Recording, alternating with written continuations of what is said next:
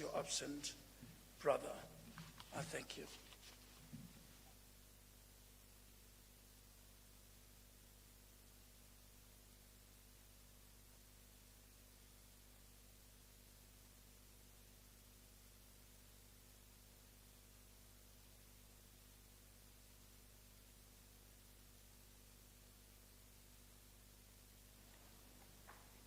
Ra leboga motlotlegi o buile sentle thata ra mo itse yaanong. I received the condolence statement of the government of Botswana late last week. The statement records a seminal constitutional case in which Advocate Bizos played a leading role as a member of the Supreme Court of Appeal of Botswana. The case concerned the father of the former foreign minister who sent me the statement, Dr. Charity Doe. Her father was a foreigner in Botswana, married to a Botswana woman. And the Constitution of Botswana had a clause in it which prevented the children of parents of whom one was a non-citizen from enjoying full citizen status in Botswana. The Supreme Court of Appeal, which included Advocate Bizos, struck down that provision. And Dr. Charity Doe, through that work, was one of children born of one foreign parent who was able to serve in the government of Botswana. So as I execute the privilege of inviting our President, the Honorable President Cyril Ramaphosa, to deliver the eulogy, we celebrate George Bizos not just as a human rights advocate in South Africa, but a man of influence in our region as well. Honorable President.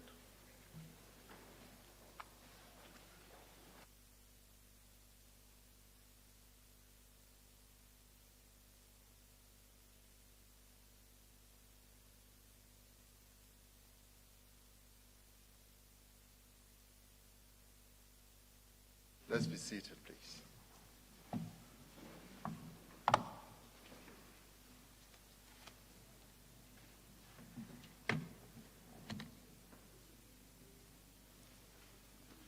Program Director, Minister Naledi Pandor, the Bizos family, ministers and deputy ministers, the acting Premier of Gauteng, Ms. Faith Mazibuko, the Mayor of the City of Johannesburg, Mr. Jeff Makubu, the Treasurer General of the African National Congress, Mr. Paul Mashatile, retired Deputy Chief Justice, Justice Dikgang Moseneke, the Eminence, the Bishop Damaskinos, leaders of a number of non-governmental organizations that are here that George Bizos worked with so closely, the Legal Resources Center, the Nelson Mandela Foundation, and many others. Members of the legal fraternity who worked with George, ambassadors, fellow mourners. There are very few in our society of whom it can be said that they inspired an entire generation to follow in their footsteps. It is not many who are of such distinguished reputation that they are known simply by their first name, not just in their own social circle, but in this entire country. It is only the rarest of individuals upon whom the title Champion of the Oppressed is bestowed. George Bizos was such a man. As we say in our languages, a great tree has fallen. A tree that gave shade to the patriots that founded our great nation and sheltered the poor, the marginalized, and the vulnerable.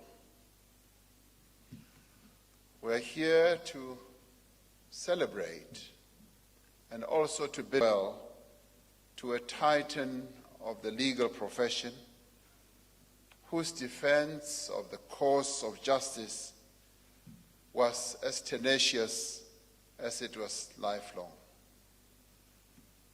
George Bizos arrived in South Africa in 1941, having escaped the flames of war in his native Greece. He was just 13 years old and was a refugee. His was a deeply personal experience of being forced from one's home and of being treated like a second-class citizen in the land of one's birth.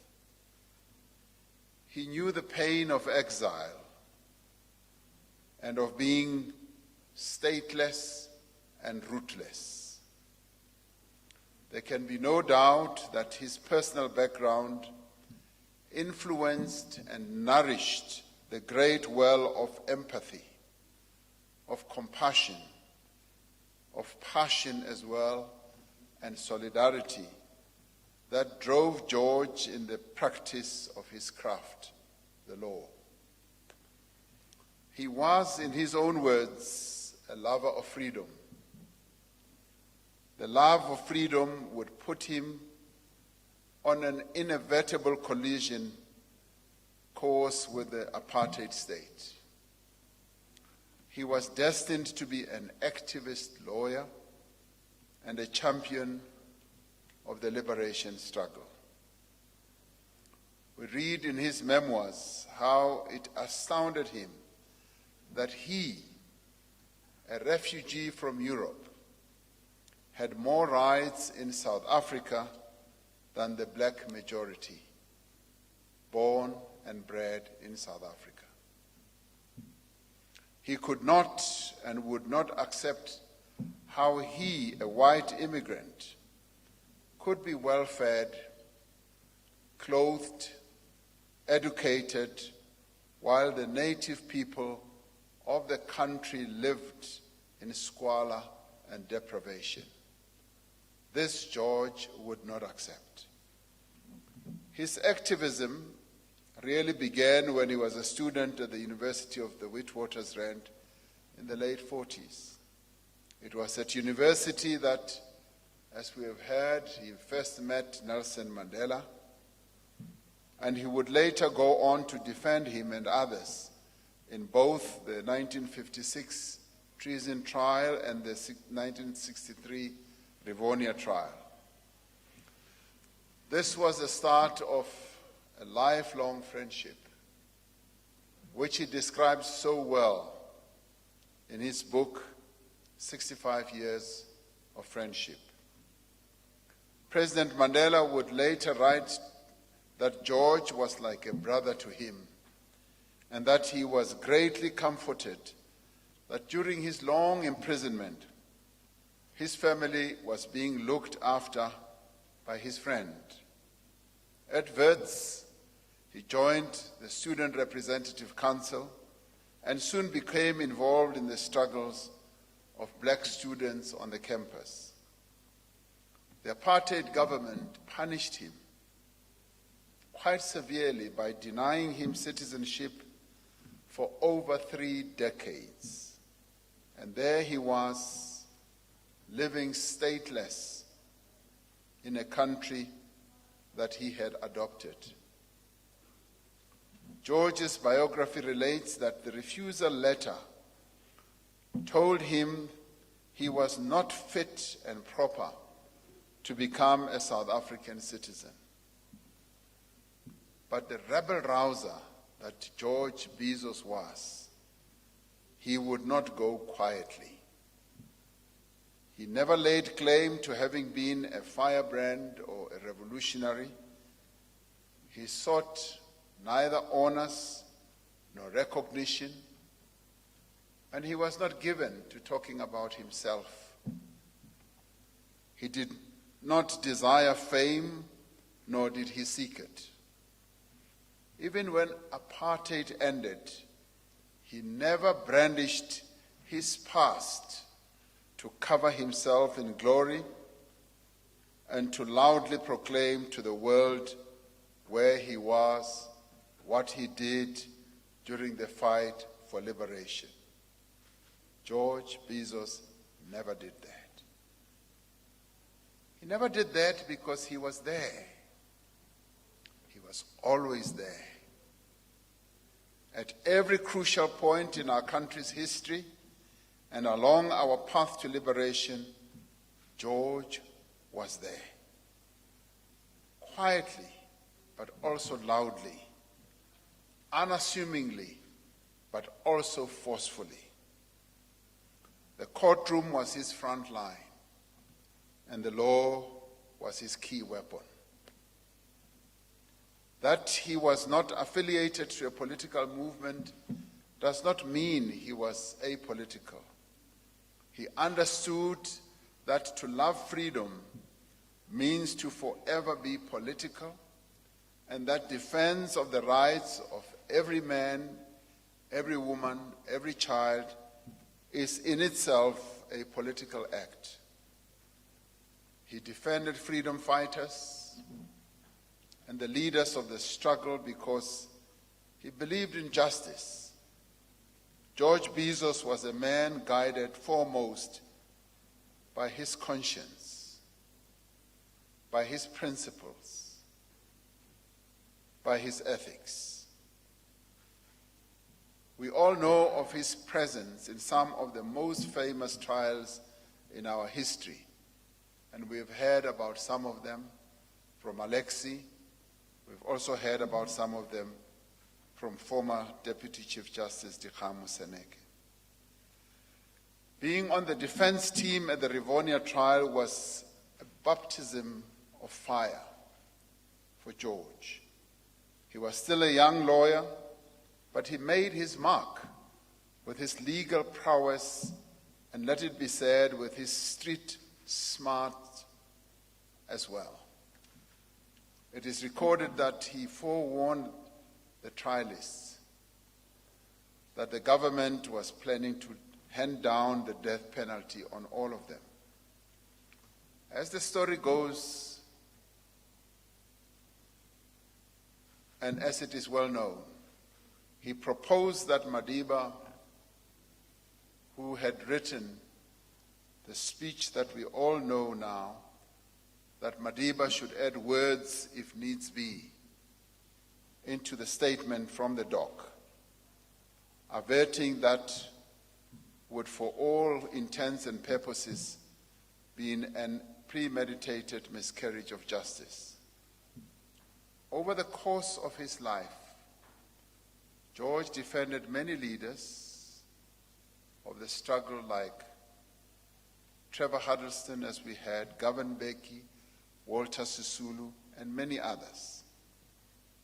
But they were not just his clients. They trusted him and also became his friends. We all know of the role he played in the hearings of the Truth and Reconciliation Commission. He was trusted by the families of Ahmed Timo, Steve Biko, Neil Argett, the Craddock Five, the victims of apartheid death squads. They trusted him to represent them. He did so faithfully, opposing the amnesty applications of the killers of Chris Hani, Ruth First, Jeanette and Katrine Skroon, and many others. Those of us who attended the hearings, and even those who were watching around the world, remain in awe of George's tenacity, as well as a razor-sharp questioning that reduced the once bold apologists of apartheid crimes to bumbling, fumbling at the witness stand. But there was also the George Bizos, away from the glare of the television cameras of the world. As our journey to democracy beckoned, Madiba asked him and Arthur Chaskelson to be part of the ANC's Legal and Constitutional Committee, working alongside a number of other ANC leaders. George and Arthur politely but pointedly asked whether they were required to join the ANC. Madiba said, "That is definitely not a requirement." It was not so much of a relief from Arthur and George, but they had expected that Madiba would not require that they would join the ANC. The committee fashioned the constitutional principles that are today the foundation stones of our Constitution. And then there was George Bizos, who led the team for the Constitutional Assembly to certify the first Constitution of democratic South Africa, and who also assisted its drafting. George Bizos brought a unique quality of personality and intellect to bear on his knowledge of the law and the Constitution of our country. His contribution has simply been quite extraordinary, and his influence on our constitutional democracy is without any doubt felt not only by those in the legal profession, but by many South Africans. Then there was George Bizos, the philanthropist, who was a founding member, as we have already heard, of the Saheti School, and who established a scholarship and bursary fund for needy students. There was George, always known fondly and simply as George to the young lawyers he mentored, who was a founding member of the Lawyers for Human Rights and the Legal Resources Center. There was George, always prepared to share the fruit of his vegetable garden, regaling young lawyers with stories of cases past, to the history of the olive tree or the symbols of ancient Greek history. And if there was a person who could regale anyone with stories, it was George. The man was a great talker. The ultimate purpose of the law is the guarantee of justice it promises, and George remained faithful to the notion that the law must serve the public interest above all. During his life, he mentored many lawyers, and today we've just had a confession from former Deputy Chief Justice Moseneke. Many of them are prominent in their own right and now are on the bench and in many other places. Much of that learning happened outside the courtroom and away from the chambers, in hours spent driving with him to court over a warm, leisurely, and enlightening lunch. It seemed at times his energy was limitless. Neither the onward march of age nor frailty could hold George from the courtroom, nor from his office. He was a legendary wit of equally legendary put-downs delivered with devastating effect to opponents during trials. He always spoke his mind and was never differential.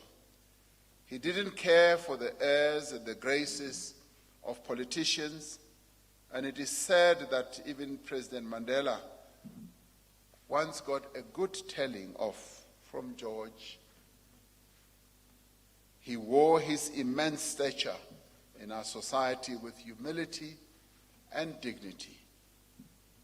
His one-upmanship was reserved for the courtroom, never for young lawyers, clients, or even other senior counsel lined up at his door seeking help or advice.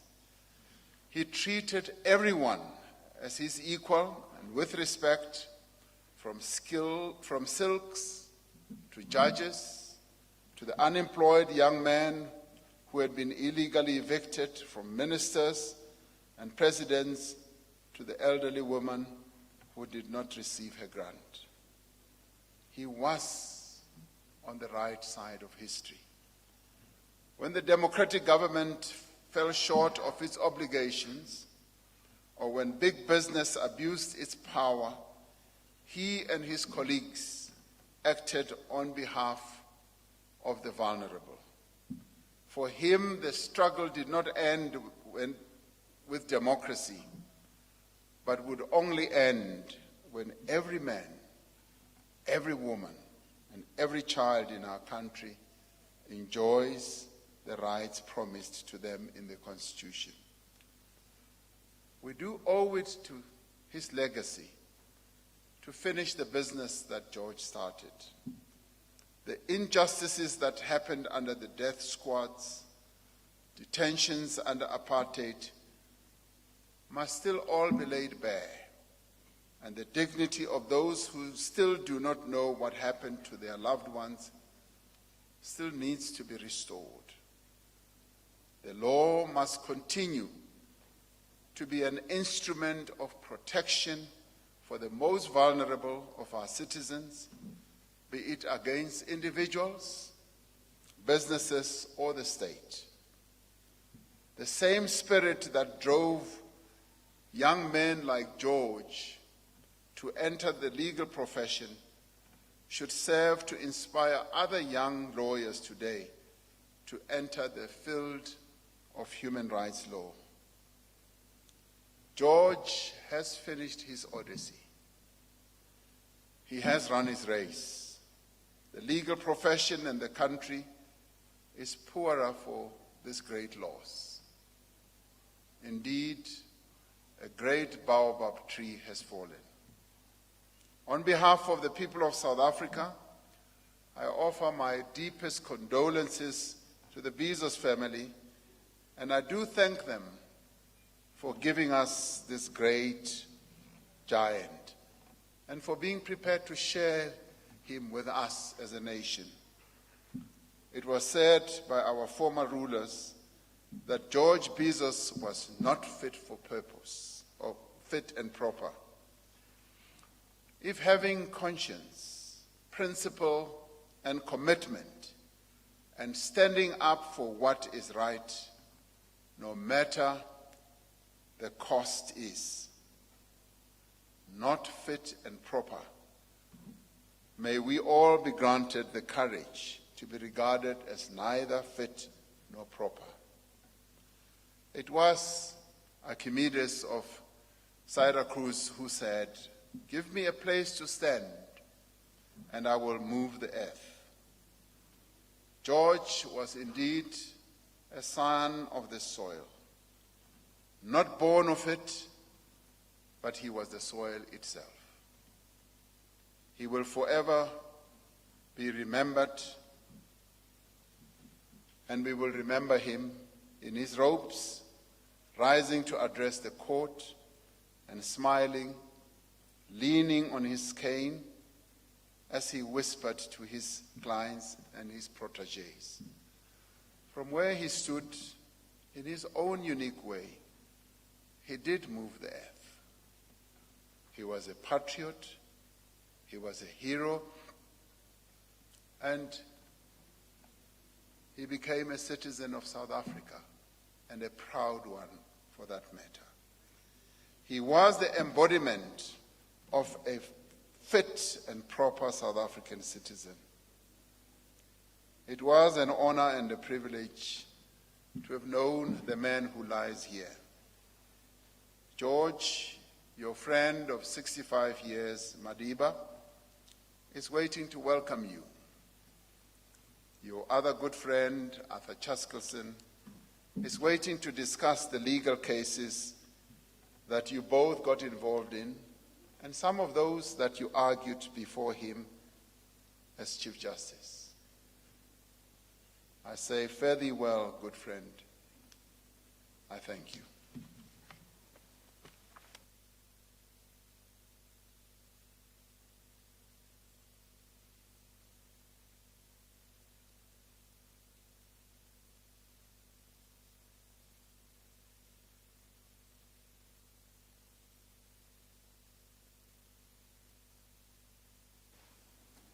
Thank you very much, Honorable President. Please be seated, ladies and gentlemen. I now have the honor of asking the Chaplain General to assume his responsibilities. Chaplain General Jamangile of the South African National Defence Force. May I hand over to you, sir?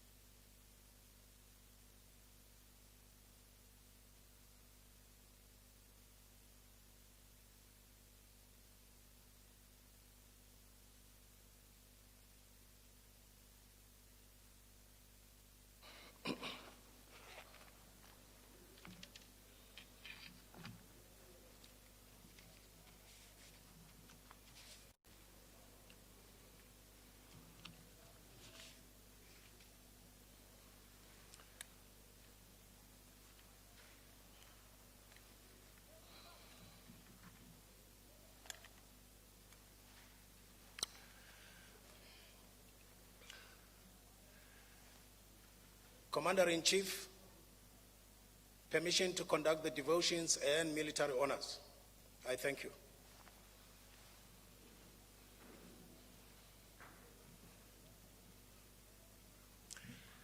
To our mother, who's directing this program today, Mama Naledi Pando, our Honorable Minister. To the Commander-in-Chief of our armed forces in the Republic of South Africa, His Excellency the President. To the grieving family of George Bizos, and friends and extended family. To our former Deputy Chief Justice, to our Acting Chief of the South African National Defence Force, Lieutenant General Msima, His Eminence, Honorable Bishop, and Father Ifs, to our national leaders, provincial leaders, and local leaders, to our distinguished guests and dignitaries. Allow me to acknowledge all expressions of faith that are watching again. As we gather here this day, paying our last respects and tributes to the memory of a great stalwart of the struggle and iconic freedom fighter. Hear what the Lord says. By faith, Abel offered God a better sacrifice than Cain did. By faith, he was recommended as a righteous man when God spoke well of his offerings. And by faith, he still speaks even though he is no more. It is said that of George Bizos, that he was a man of faith growing up in the Greek Orthodox Church. He was a man of faith. It was in this climate of faith that his passion for justice, equality, fairness was nurtured. When young George Bizos led in the shores of South Africa, 3/4 of the population of this nation were utterly powerless. His work as a lawyer, political activist, fighter for human rights throughout his life and time ensured this nation and witnessed the dawn of a new political dispensation in 1994. He was an incredible human being. There is a stark difference in being a human being and being human. Today, as we celebrate the life and times of George Bizos, a unique human being, a unique Greek-born South African, George Bizos was human in the true sense of the word human, because he had empathy and compassion for the marginalized.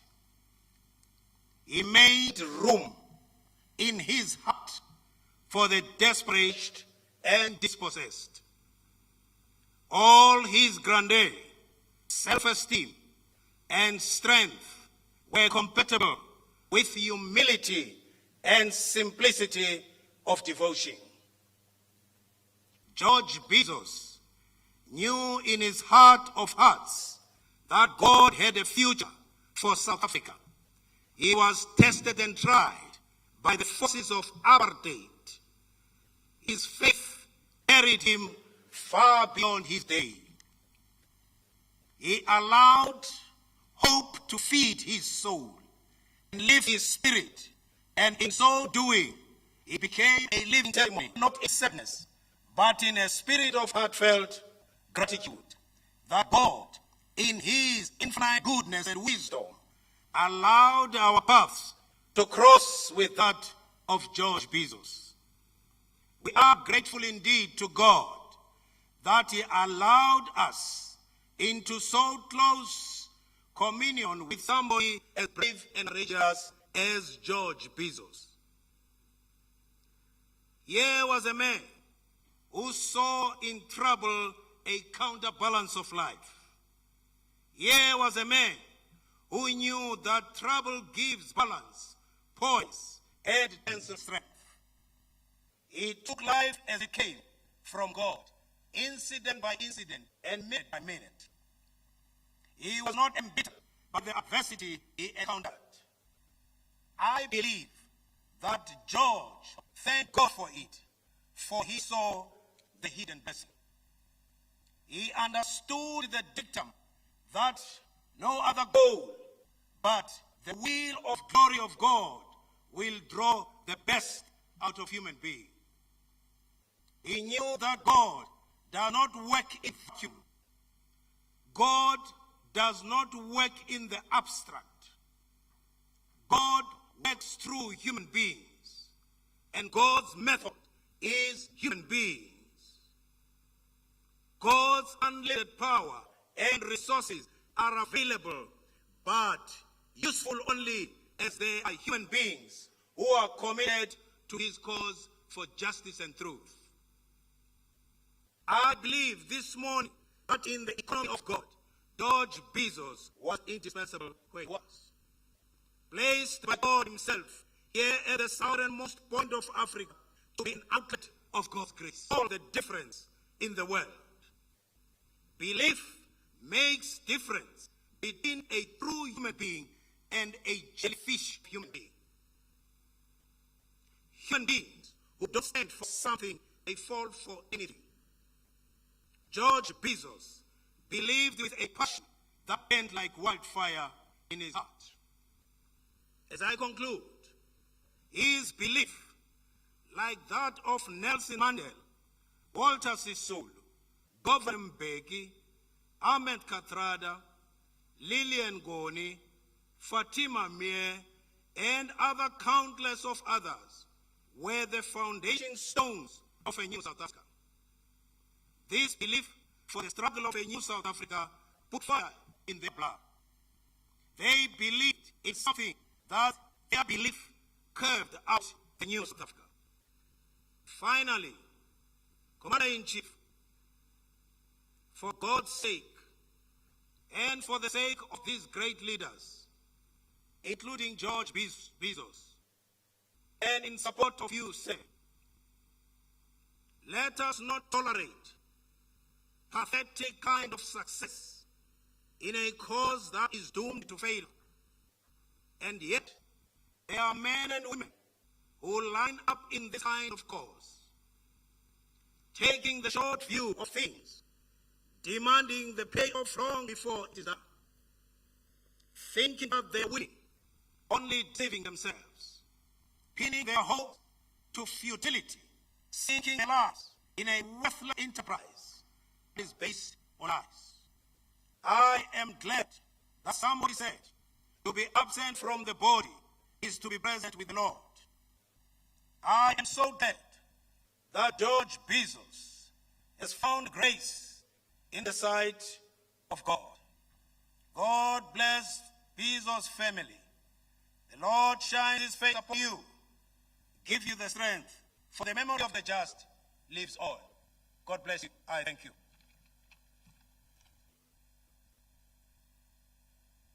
Will be observed. Bearers, Master Warrant Officer Khadebe, Master Warrant Officer Volgyun, Master Warrant Officer Botha, Master Warrant Officer Mnisi, Master Warrant Officer Machoko, Master Warrant Officer Ngema, Master Warrant Officer Tabi, Master Warrant Officer